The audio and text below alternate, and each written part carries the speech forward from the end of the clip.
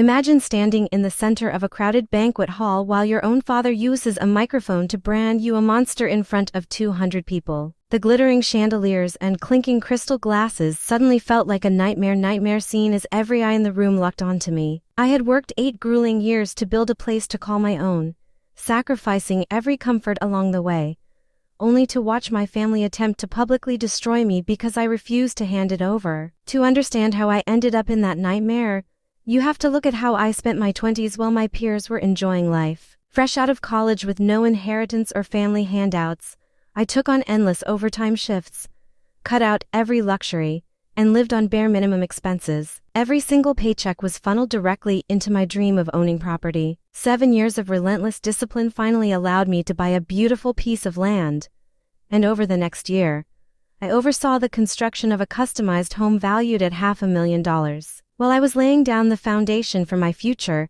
my parents were busy showering my younger sister Chloe with endless financial support. Whatever Chloe desired, my parents immediately provided, from brand new vehicles to covering her mounting credit card balances without asking a single question. I was always expected to be self-reliant and supportive, while Chloe was treated like royalty who deserved every shortcut. I accepted this unfair reality early on, choosing to focus on my own independence rather than fighting a battle I knew I could never win. Things shifted dramatically when Chloe announced her engagement to an upstanding guy named Trevor, who was hardworking, polite, and completely unaware of our family dynamics. During the months leading up to the wedding, my parents began dropping subtle remarks about the importance of family unity and sharing blessings. My mother would walk through my living room, admiring the craftsmanship, and sighing about how perfect the layout would be for newlyweds.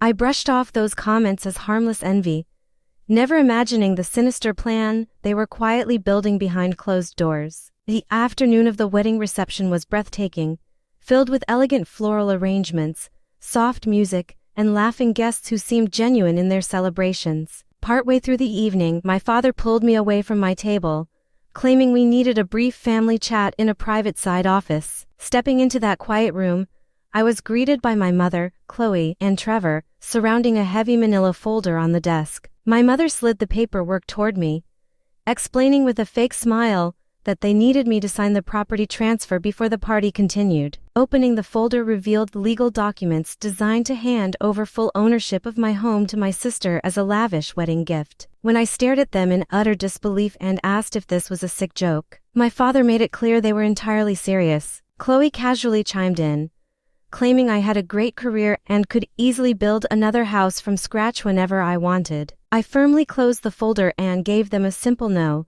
which immediately triggered a barrage of furious insults calling me heartless, selfish, and ungrateful. Refusing to engage in their screaming match, I stood my ground, which drove my father over the edge as he snatched the folder off the desk. He marched directly back into the main ballroom, grabbed the central microphone from the band stage, and silenced the entire room of 200 guests. My heart pounded against my ribs as I stepped out to watch him point his finger directly at me, loudly announcing to everyone that I was refusing to support my own sister on her special day. My mother joined him at the center stage, wiping away fake tears while describing how hard they had tried to teach me about family generosity and sacrifice. Chloe began sobbing uncontrollably, playing the innocent victim as hushed whispers and judgment filled the surrounding tables.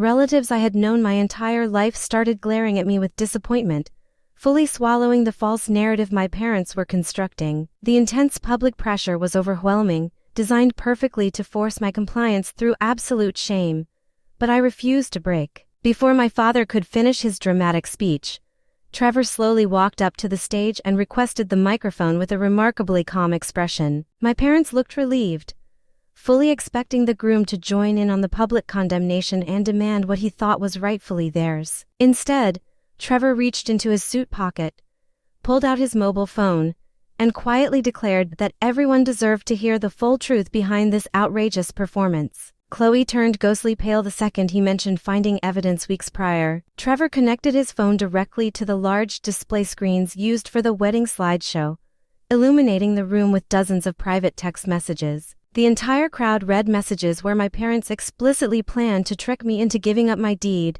promising Trevor the house months in advance. Additional messages from Chloe surfaced, proving she had personally suggested cornering me at the reception so I would be too embarrassed to refuse. Gasps of shock echoed across the hall as the entire deception was laid bare for everyone to see. The room descended into utter chaos as guests realized the unbelievable extent of the manipulation orchestrated by my parents and sister. Trevor looked directly at my stunned father, declaring that he would never start a marriage founded on theft, lies, and calculated extortion. He handed the microphone back, walked away from the stage, and left Chloe standing in front of 200 people who now saw her true character. I picked up my coat and walked out into the cool evening air, leaving their self-made disaster behind me forever. In the months following that fateful night, I officially severed all ties with my parents and sister, choosing peace over toxic blood ties. Chloe lost far more than a wedding venue that day.